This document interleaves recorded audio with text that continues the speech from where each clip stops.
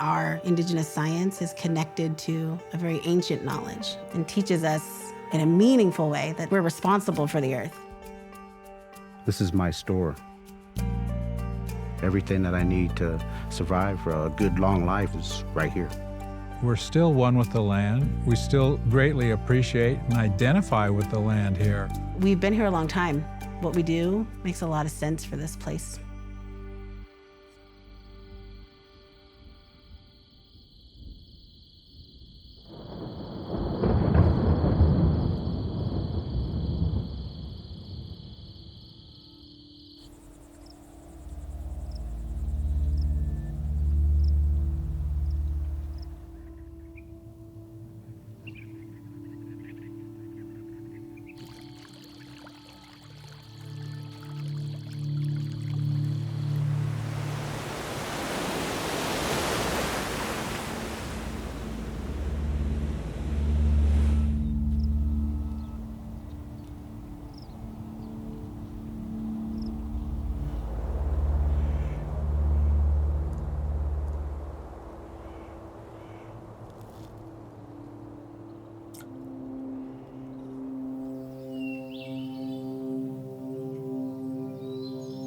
Everything that we see around us today is a descendant to those ancient people that have a spirit.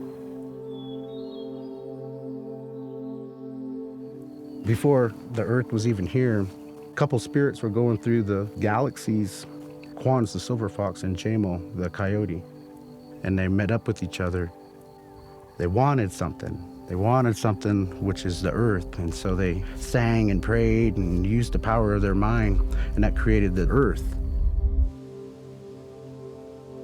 They weren't done. They wanted something to be on there, and so they envisioned water, and they sang water songs, and there was water.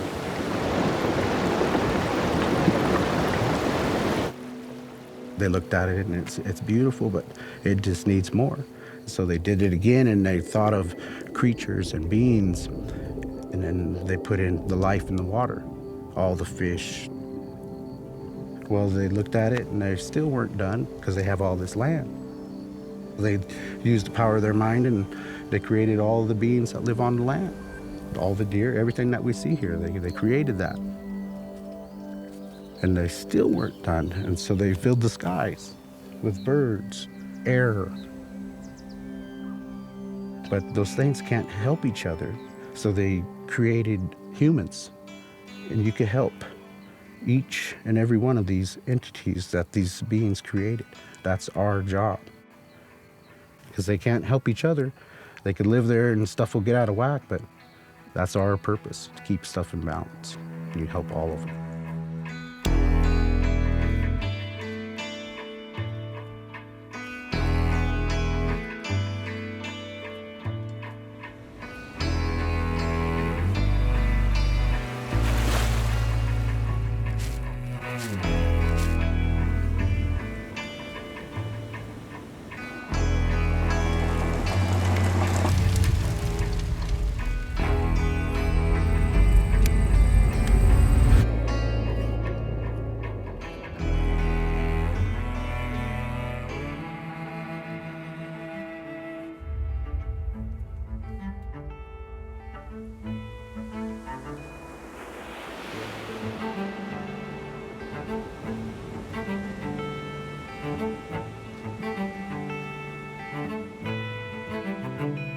California has always been a populous place. It's home right now to 109 to 111 tribes, but back then you're talking about tribes everywhere. There is no empty space of wilderness that exists in this place that we currently call California. The way you know that there were California Indians everywhere is that every place had a name. There was not like a mountain or a field or a region that there wasn't a tribe who had already named it. So we had been everywhere, and we were everywhere. When a lot of people learn about us, they learn about us as primitive hunter-gatherers. But we were everything, and we really thought about what does it mean for us to care for the world. We don't separate ourselves from nature. In fact, we're part of one big, important system, and we have a really important role to play in that system. In Native American belief, The importance to have connection to the land is essential for survival. Without the land, we are not connected to the earth. We're not connected to the universe. We need that support and serenity and stabilization that the earth provides. Good. The ecological knowledge isn't something that can just be quickly learned. It's a multi-generational thing, and it gets passed down. Indigenous knowledge is developed over hundreds or thousands of years of doing the same practices in the same place and having that connection to land. It's engaging with the environment, engaging with the resources that are relatives to us, you know, like maintaining their health so we could be healthy. It's like this reciprocated relationship on a day-to-day level, and that comes with land management practices as a form of our religion. Understanding where we come from and the people we come from is important for everybody. You know, to be able to understand the direct areas that our people originate from, and also to educate people who aren't from here about these living connections to a place. And that goes all the way back from before colonization, all the way into those ancient times, from our creation times.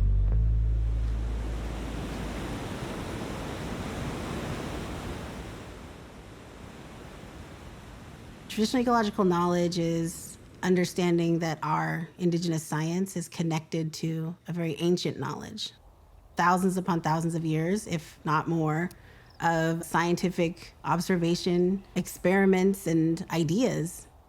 It's something that is tied to our language, our basketry, our food systems, and teaches us how to connect those things together in a meaningful way that says we're responsible for the earth.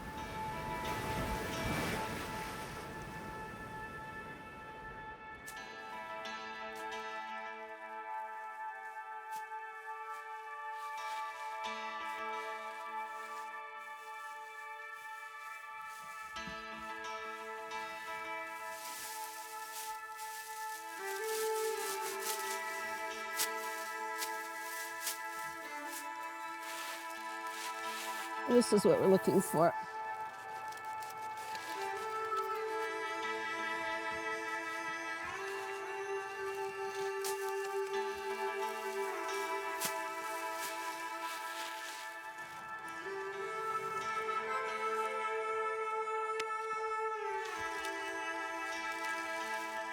So each sedge runner needs to be split down the center lengthwise. So I make a little slit with a knife at one end, and then just carefully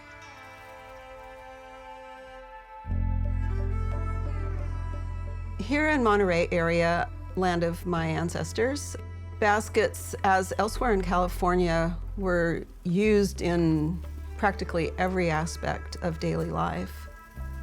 When a person was born, they began their lives being cradled in a basket. Obviously for food preparation, for eating from, storing, gathering, carrying. I mean, if you think of all the implements that we use today as modern people, our backpacks and our plastic containers to store our foods, all of these things that we can't live without, right? In the past, those were created in the form of baskets.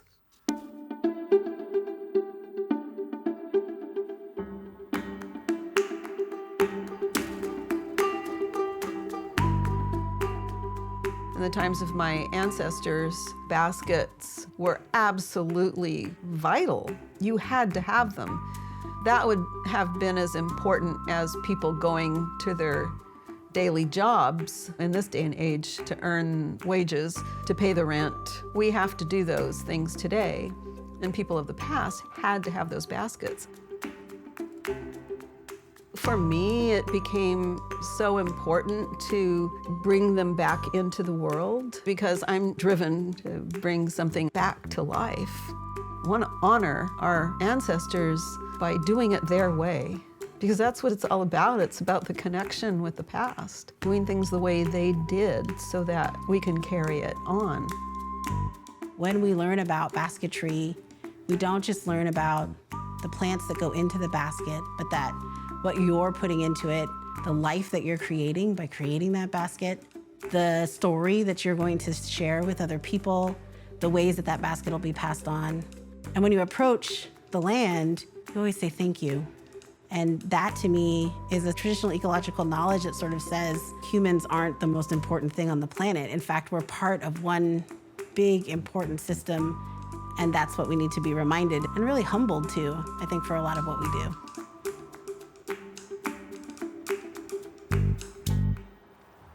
People have asked me if there are any Ohlone songs that have been sung when we were gathering materials, but the fact is, if there were, that knowledge has not been passed down to the present time.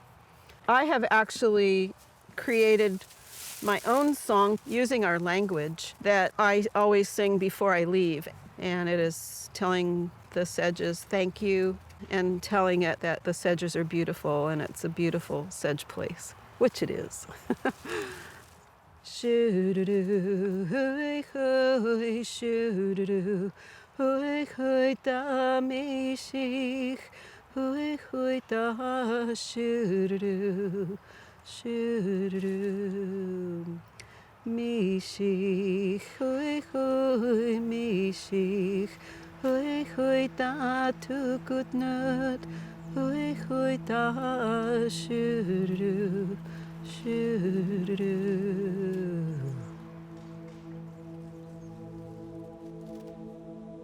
There's a lot of California Indian stories that talk about how human beings were given the voice. So our job was to speak on behalf of all of the animals, all of the trees and the rivers and the rocks, to make sure that they were going to be safe. So I think our languages, being that place-based and being that old, what you see is that our knowledge is really enveloped into that. So when we have a name for something, it will generally tell you things like, where does it grow? Why does it grow that way? What does it do? What do we use it for? We'll have different words for different uses of things. So there's the plant when it's in the ground. There's the plant when you pick it. There's the plant when it's ready to be used for basketry. There's the plant when you're going to eat it. So it kind of tells you a lot about what we think through our languages.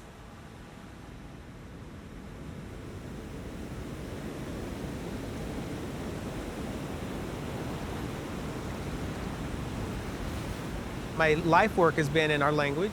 We speak the Dene language, the Talo Dene language. La John hat kami. He's ta ain't shoot. Ain't straight. He ain't straight. No, he ain't straight.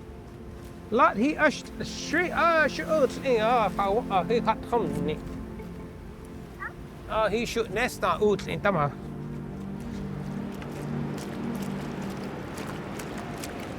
We've been restoring our language and trying to revitalize the language to keep it in the present. Nashte. Nashte. Nashte.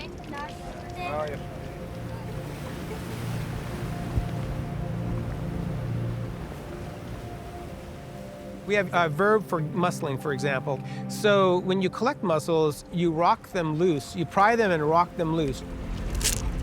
You don't scuff them off the rock and take all generations. He wa ushi boots. He wa ushi baini. Not means to move around. It's a verb specifically for gathering mussels. You never take the largest of any species. You always leave it because they create the largest offspring. And you are very cautious of the young ones, the mashkhaya, because they need to continue to grow. So you usually harvest the middle-aged things from the ocean. You're just taught to always respect the food because it's our sustenance, it's a way of life. You have a relationship with them that's very important. So it's very, very different view of the world, having that relationship. That's why the language, I think, is so important as well. So we can share those concepts that come from the language itself. Everything's house, it's their house, it's their home. The language helps us see that and understand that we are in the same realm. It's not a nest, it's not a web, it's not an anthill, it's their home. Our native foods are really important to who we are as Native people in terms of they tie us very clearly to the places that we're from. And I think the complexity of that is when you feel almost indebted to the food that you eat because you need to take care of the things that give you that strength, that centeredness. Well, this place, it's where my roots are. It's where my whole being comes from. I don't see a separation between me and this land. I'm part of this land.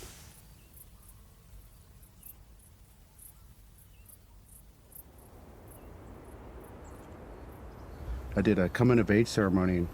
I lived up here for about a month, all by myself, just to be with the land, the spirits that are here. A lot of spirit activity up here.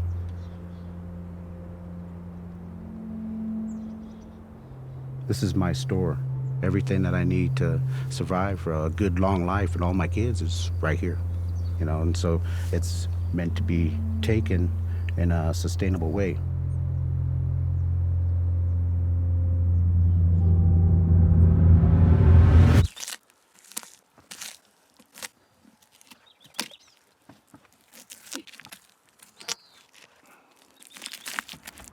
You can take that over there and slap it on. Slice it up and season it up. You can use the whole deer for everything. Leather, raw hides, ropes, shelter, water bags, containers, the horns for making tools, the hooves for rattles.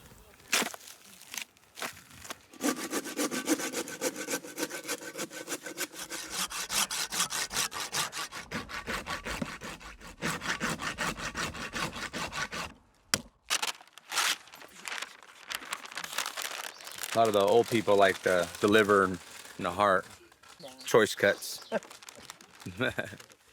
Usually we have a lot of deer meat, but we send it to our families in the cities that can't make it up here, so we get about 5 or 6 deer at the butcher shop.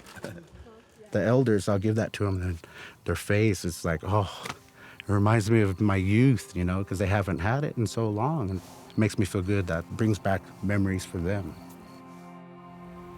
We always knew how to hunt. We always knew how to take care of our food, and we don't waste it. We give it to everybody. We didn't just hunt for us, we hunted for our families. That good heart meat. Smells good. Mm-hmm, that smells really good. A lot of people, if they've never tasted venison before, they don't like it. They don't like that gamey taste. Well, that gamey taste is nature. It's not GMOs and the red dye they put in cows to make it look like really pretty meat. This is nature's meat, how meat's supposed to taste. It's a good hearty meat, really good for you. A lot of times, nowadays everybody's eating beef all the time, and that's where we're plagued with diabetes right now. But it's because we're getting away from that and getting to more modern foods, and that's what's, it takes a long time for generations to go by to get used to changing a diet like that. This used to be all we used to eat. This and a lot of roots and fish and berries and all that stuff. So we got to try to keep this here, preserve it for not only ourselves, but our younger generations. So my kids read about and learn about Native Americans in schools, and they'll tell me about, did you know this? I'm like, hey, we sit down, you're on top people. You are what you're reading about. You're not just in the history books. You are you. And that's why I take her out here. I'll take them out here, and, you got to be part of the land. You are the land. It's cool to see that cycle, and so it's real personal when my kids get out there like that.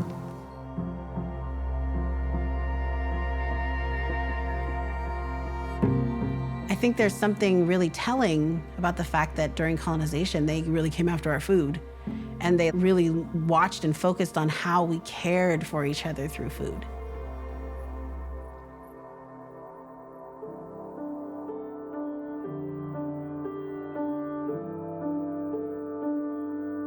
With colonization, everything changes. It's an invasion of who we are as a people. It's an attempted destruction of who we are. When settlers came in, they saw a land that was empty. And so they said, hey, this is an open land. We get full reign of it. And yet it wasn't. Every piece of this land was being used in some way, some capacity. It was truly our garden. Land was no longer able to be accessed in ways that were done in the past. Water was all of a sudden being used by someone else, and they were saying it was theirs to use and couldn't be used for other purposes. With the loss of land and the loss of water meant the loss of food. And the loss of food meant starvation. In the 1850s, it was illegal to own land if you were a California Native person, and it was also illegal to be homeless. So you were not allowed to own land, and you were not allowed to own a home, but it was illegal to not own a home. And if you were caught vagrant, which if you didn't have any land and didn't have a home, you were considered vagrant, you could be picked up for indentured servitude and serve for free for years. And then, you'd come to the end of your period and be vagrant again and get picked up again. People lived their whole lives like that. And then on top of that, they are setting up a political system and a state system of laws and governance that will legalize the genocide that they want to commit against California Indian people. So California becomes a state.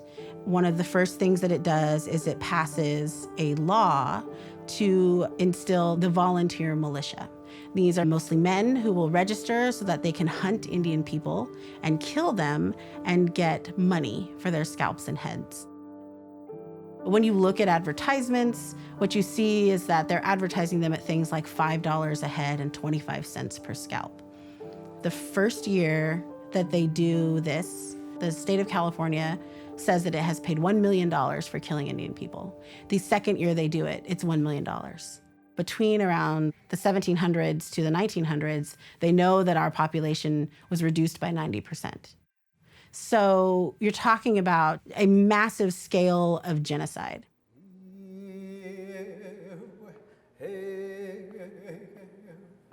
A lot of the original people of this land carry a woundedness. We are in a constant state of mourning. That distracts from being able to just live and smile and laugh and sing and dance and build. You're in a high-stress environment, that urban environment that everybody suffers from stress. We suffer from it, in addition to having a lot of this intergenerational, unresolved historical grief. The loss of land, the loss of language, the loss of community. We're hanging by the skin of our teeth. I think about how easy it would have been to give up, and that when you think about the ways they wouldn't give up, they knew they couldn't remember everything, but they were gonna remember one thing. And if that was a song or a recipe, a story, they were gonna take that thing forward and they were gonna tell somebody else. And from that ability to be able to say that there was going to be a future comes the rest of us.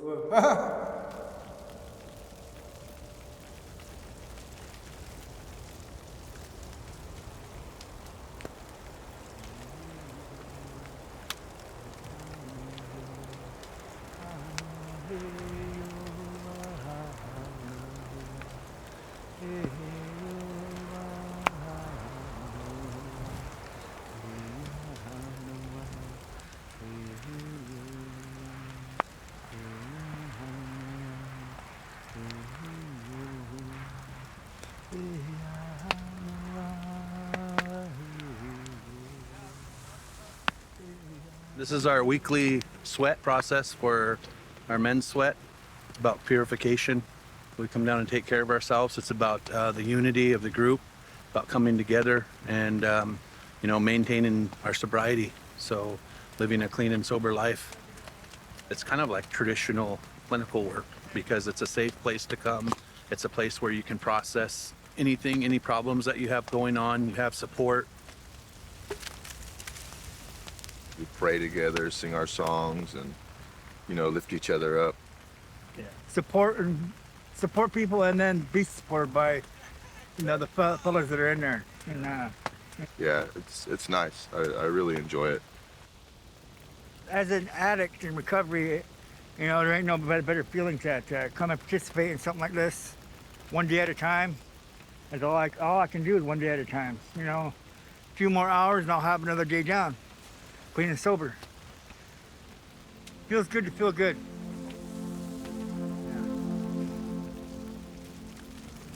Throughout the week, taking just our normal hygiene, the air we breathe, the food we eat, the preservatives, we build up toxicity.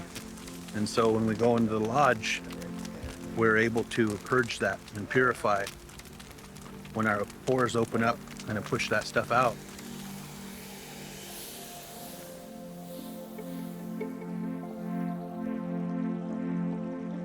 All the things that we use in our sweats and in our steams come from our environment and the space in which we are from.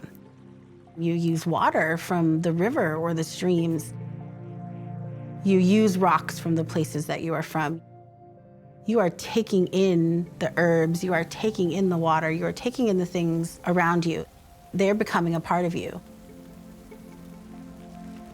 The things around us feed us, not just physically, but spiritually and mentally. Being clean and sober, I see the beauty of everything, I mean, our water, our salmon, our deer, our pepperwood that we got right there. That's our medicine right there. They say that it brings harmony to the group when we burn it, and then we breathe it in, and we smudge ourselves off with it. It's peace and harmony, camaraderie. No, everything bad can't come in. Our regular ceremonies come around every year, summertime. We have our regular brush dance, and then every 2 years we have our white deerskin dance and jump dance. And this is a way we can get into ceremony every week. Every week we can get in touch with our Creator. That's what our Native American community is about, to support and be supported, and it's awesome. The kids are our future. There is a ceremony called the flower dance for these women that are coming of age when they start their moon. In the last few years, it's been, 4 or 5 families have had flower dances. Their kids coming of age, and that's a big thing to be a part of. Me and Boyd, we've been in a few, and it's an awesome feeling. I mean, dancing for those girls that have become women.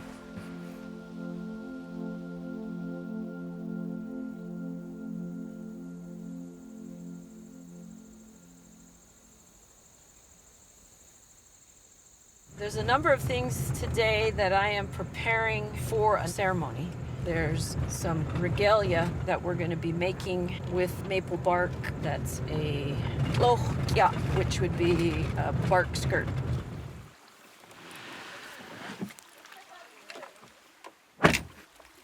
The flower dance is a women's coming of age ceremony. We usually celebrate it when a girl starts menstruating. It's a community sort of celebration of this young woman because she is becoming a woman. She is moving through her adolescence. And it is a way to sort of help her see what that's going to be like, the decisions that she's going to have to make, the life that she's going to have to lead. But what I see through the ceremony a lot is it actually is showing her that she is able to make those decisions for herself and that there will be a community to support her along the way. You kind of want to find a spot that's kind of flat with no knots, because the knots when you're peeling it will make it so that it has a little hole in it, right? In the flower dance, the young woman actually has a bark skirt. It's like a maple bark skirt. And the maple bark skirt, because they're going into the water, it absorbs the water. It takes on the water. And then the water runs down their legs, and they can still remember those moments of feeling connected to that water as they're carrying it with them.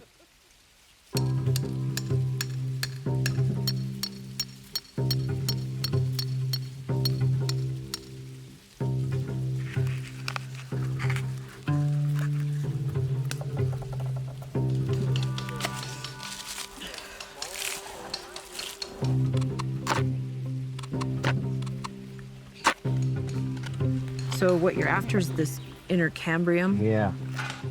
And that's where the sap runs, and that's the one that'll split.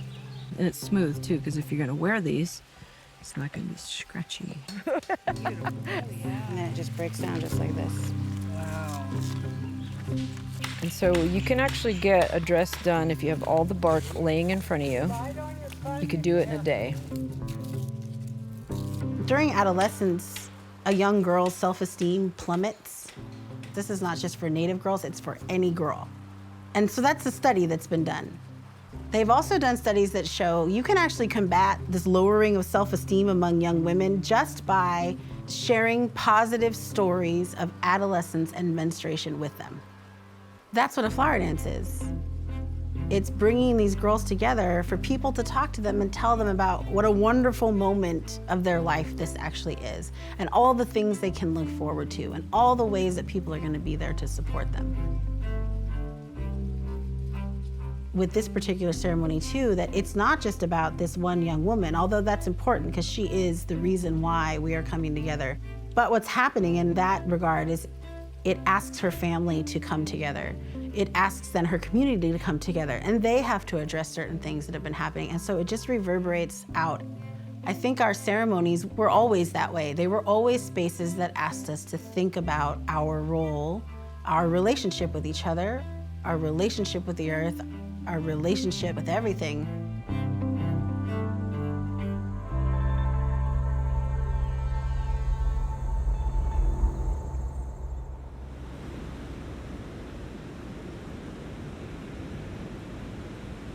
In all the chaos and the insecurities of our communities, Momarihiko, our traditional plank canoe, brings people some healing. Everybody talks highly about her.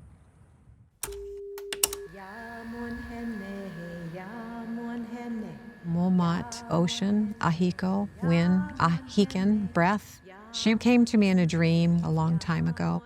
Cindy Alvitri is a Tongva native. One night, she envisioned her people paddling in their native canoes, or tiats. In the dream, I was hearing children playing, so I went to check on them. It was my children, and they were standing before this warrior with volcanic lava shooting out his forehead. But suddenly there's this water, a lake, in front of him. In this lake were these boats, these wooden plank boats. Dream, vision, I don't know. Within a year, the dream began to materialize. In a backyard in Santa Barbara, Cindy and other members of her tribe came together to build a traditional canoe and revive their Tiat society.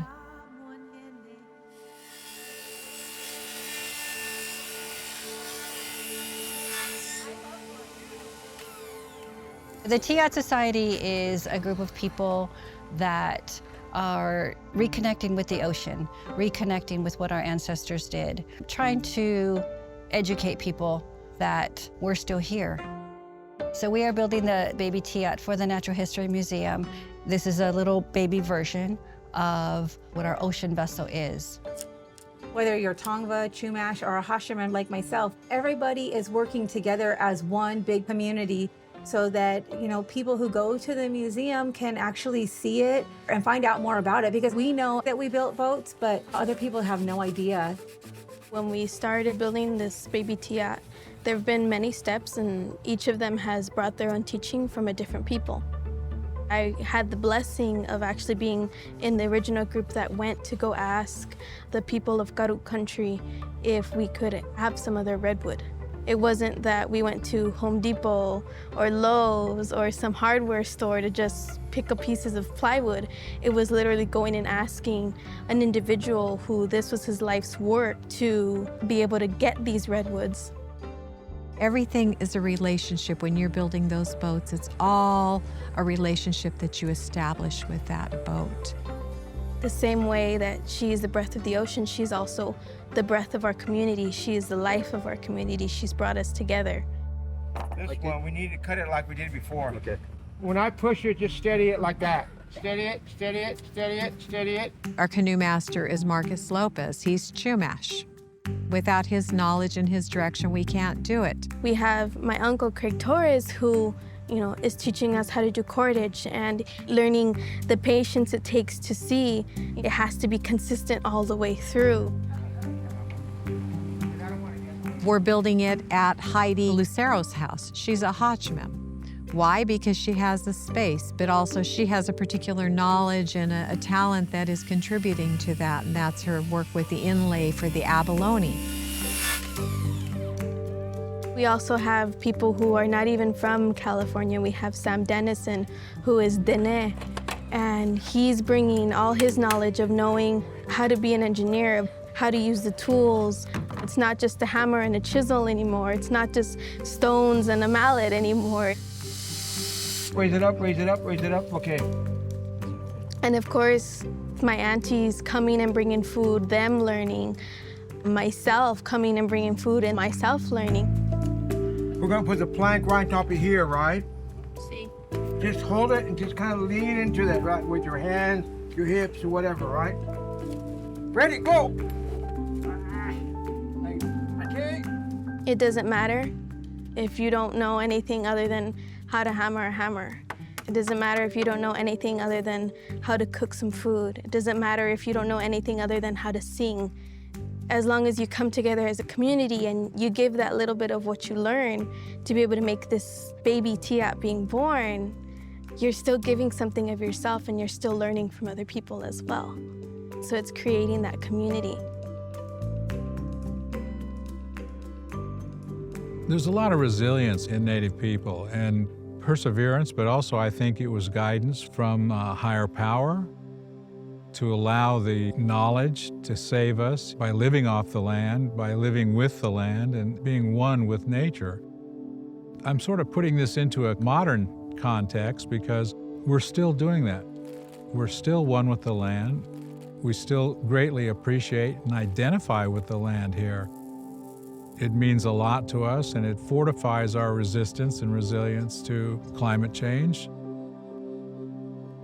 We talk a lot in this day and age about climate change, but we also have to, I think, talk about climate control. Because part of the reason why we are in a state of things getting disrupted is because we feel we are the ones in control. That comfort has consequences. And today we're seeing the very beginning of those consequences of what it is to live comfortably. Because we feel we need to be in control, we're not in the elements. So we've really lost a lot of our connection to the land and connection to the water and connection to seasons and everything that is life.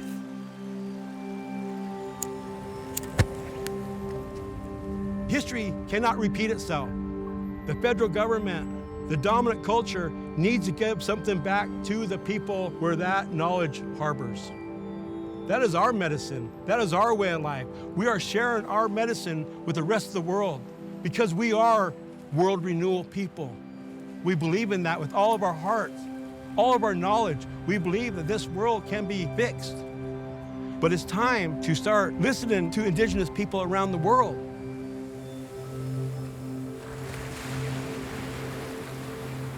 Our knowledge is of an existence before colonization and capitalism, which means that we know how to imagine beyond colonization because we've already seen it, lived it, and passed it on generation to generation. What's really important to understand is our knowledges have never stopped adapting, changing, learning. When we go out and gather now, we're noticing changes in the plants. That's because of climate change. It's because of the seizure of water behind dams. It's because of the change of seasons that is happening, I think, all over the place. You're not going to solve climate change without traditional ecological knowledge. That's what is going to be able to move us forward. It's not just about it being something of the past, but something that's very adaptive and present and always a part of who we are. We've been here a long time. What we do makes a lot of sense for this place.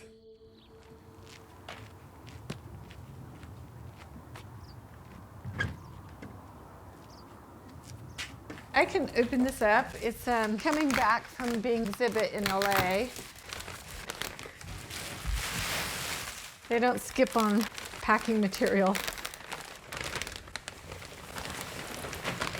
So these are two back skirts. This is red ochre, natural dye. These are glass beads and abalone. This one, instead of the red ochre, I used oil, and then these were items that were kind of in the space where there used to be shells. I kind of titled this dress our new cultural resources, because it seems like there's more plastic and trash available than there are actual resources. And so I kept thinking, well, maybe that's what our dresses will look like in the future, because it might be the only resource we have access to. So there's several species of abalone. For me, I prefer red abalone, but even the quality of those, I'm seeing a change. At one time, many of these species were available in our homeland. They're there still. It's just not in the numbers that they used to be.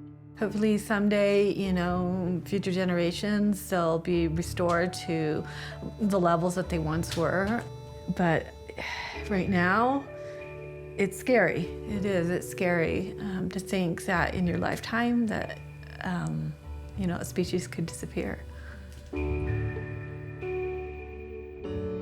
Many traditional artists, whether in California or around the world, are on the front lines of seeing how climate change, as well as development and other factors, limit our ability to access materials. Some of those places we've been going to for hundreds and thousands of years, and so we know what to expect when we go to those places. And so when those are changing over time, and in the last couple of years changing more rapidly, it's a red flag for us. Resources are always changing, and I think that Indigenous communities have always been able to adapt and sustain themselves in some ways. Our materials may have to change, but the intent doesn't. There's a lot that's happening, I think, all over the place around revitalization, reconnection, resurgence. Our rivers are at the heart of that, because you really can't have a healthy planet if your water isn't healthy. The state of the river is the health of the world.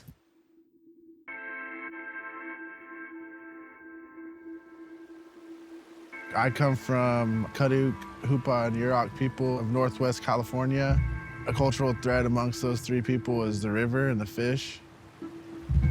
We have a symbiotic relationship ecologically as well as culturally. If the salmon die, we die. A good year, we catch up to 2,000 fish. In a bad year, we catch less than 100. We're the second largest tribe in California with over 4,000 tribal members. So we're not even catching a fish per person. We're not even getting a half a fish per person. It's a matter of trying to figure out how do you subside for, your people. All the tribe's role in this area is to restore the world to as close as we can manage to what happened previous to colonizers moving into our area and creating all of this destruction. When non-natives came here for gold on the upper part of this river, and they started doing hydro mining, which, just blasted rock, which of course caused a lot of landslides and sediment into the rivers and, really changed the dynamic of the river. When there's sediment that comes into the river, it really impacts salmon habitat. Salmon aren't able to really spawn in, thick muck that comes down. It's more, they need that gravel to be able to lay their eggs in. What used to be almost a crystal clear river is now muddy and green and warm and does not support the diversity of life that it used to.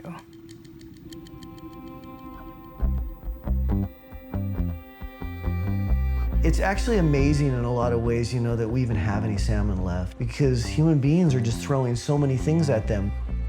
They live both in fresh water and salt water. They're going from warm river water to very cold ocean water. Then they have all of the other things that humans are now throwing up into the ocean. Pollution and plastics, and the list goes on, right, of what's happening because of climate change. The river really is like the lifeblood of our culture. And in essence, we are what we eat, right? And we eat the earth. So therefore, our connectivity to the earth is quite strong and profound. We have to put the river quality first.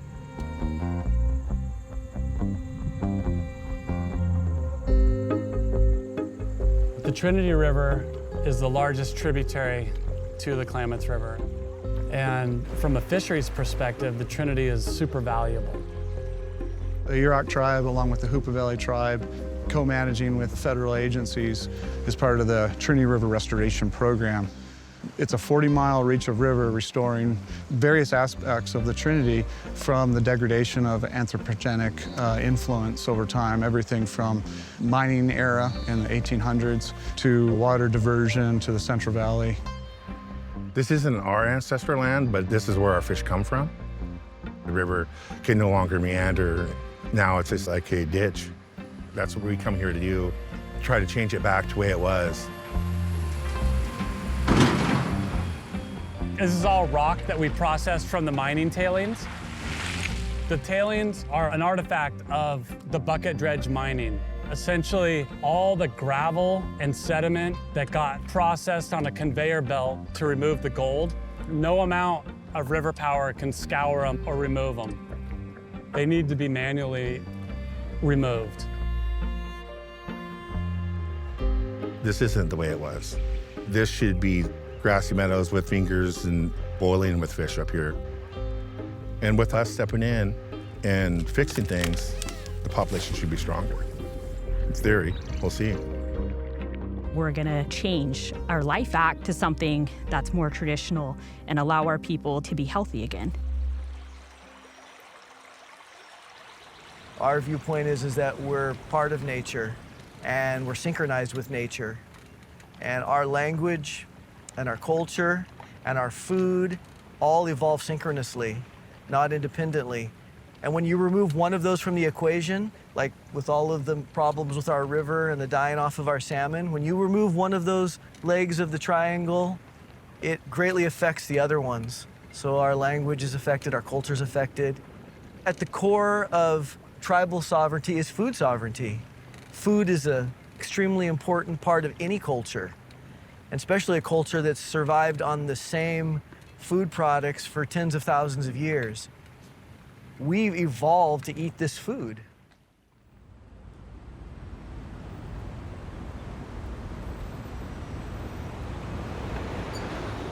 There's a contemporary phrase that we have, which is makwarap hashe irek a makwarap isha aye.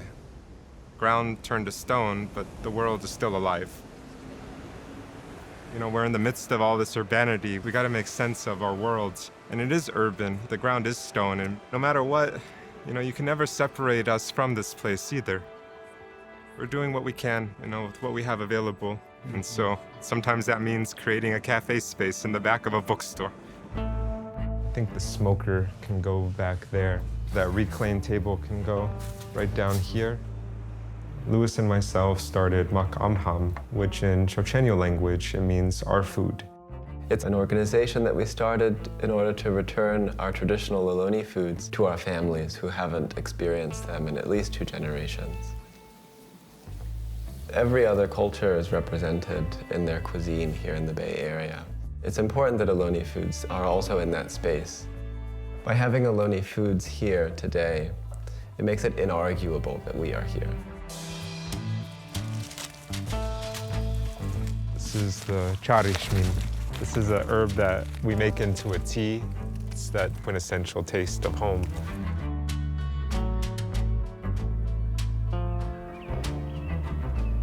This very place right here could be where our direct ancestors gathered 400 or 500 years ago. And when we're gathering again, it's just getting back into that groove of how our people have always done it. This is bay laurel. In our language, we call this Sokoti. In Rumsen, Sokoch. Sokoch. Just to show respect, we'll introduce ourselves and say thank you. Kanakrokit Ashrip, Olshe Sokoti. Kanakrote Nefe Warep.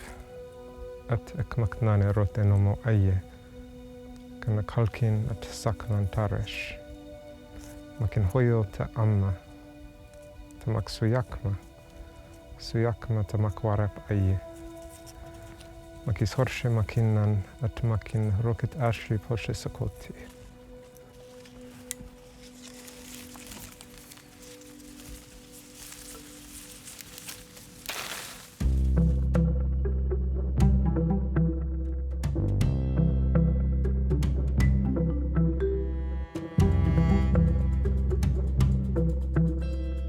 One thing that I try to think about a lot is what our world would look like if we were never invaded and colonized by outsiders, but if we were allowed to absorb things from the outside world on our own terms.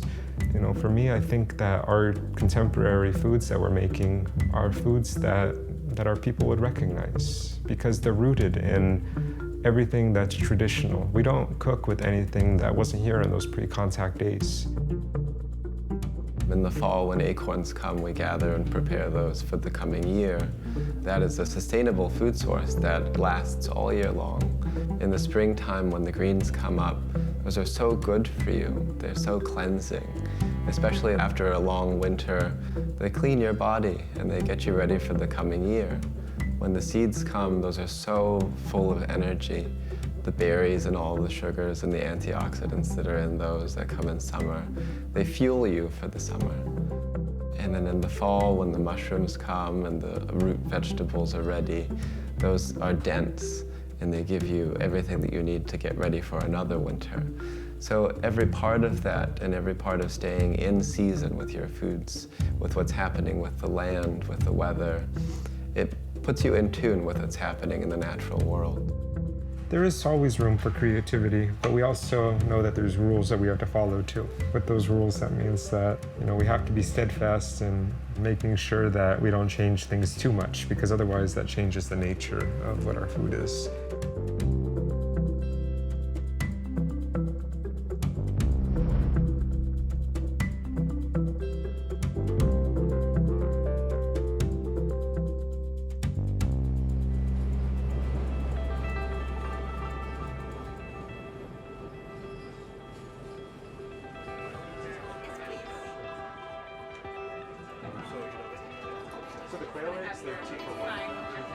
Just so everybody knows what our menu is today. To start off, we have a rosehip tea and an elderberry tea, a native green salad, and a dressing of walnut oil and blackberry juice.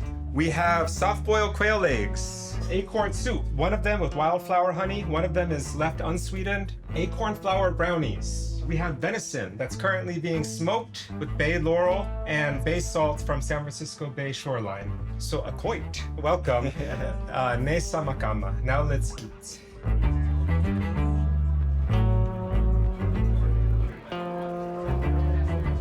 We just want this place to be an expression of our culture and show that to both our community people and also to the public so that they know, how lasting this is, how real this is, and how tangible this is. When we're empowered by our old foods, we're empowered to do good, to revive our languages, to revive our stories, to revive our arts, protect our sacred sites. Our foods give us the fuel to do those things.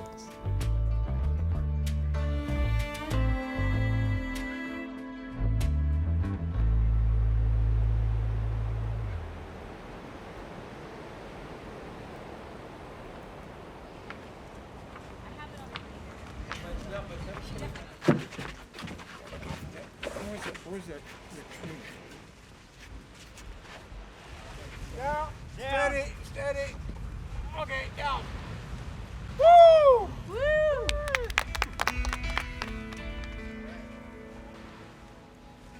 I do think that people think of Native people as in the past. I also think that they think of our culture and our knowledge as stagnant, that everything that we were learning or that we were doing kind of stopped, and that suddenly we're not learning, doing, building, being anymore.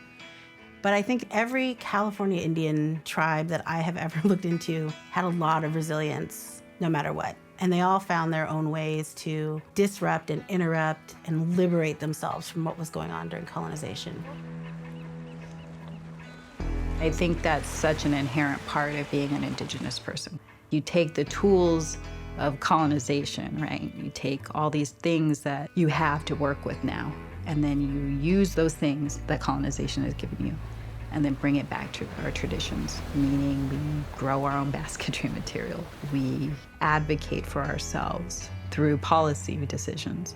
We write books. We become academics. We perpetuate our traditional ecological knowledge so that the world knows that this is actually an important thing and it means something. I think that's a very powerful thing.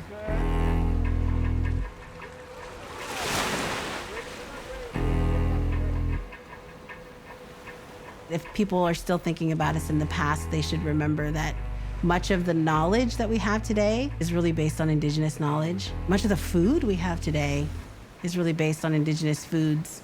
And I think the ways that we're thinking now about how we move forward from what's happening with our planet and our environment, when people start to learn about Indigenous peoples and kinds of ways that we'll approach something, they think, yeah, that makes a lot of sense.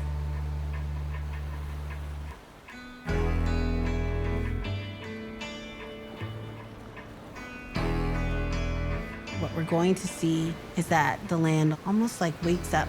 Suddenly the birds are singing in different ways and the seaweed is growing better and maybe the whales return to places that we don't even think of them as being in. Our ability by which to move forward in this world comes from our culture and our heritage and our histories, and that's what we have to remember. We already have all the tools we need to make a good world. We just have to reclaim it.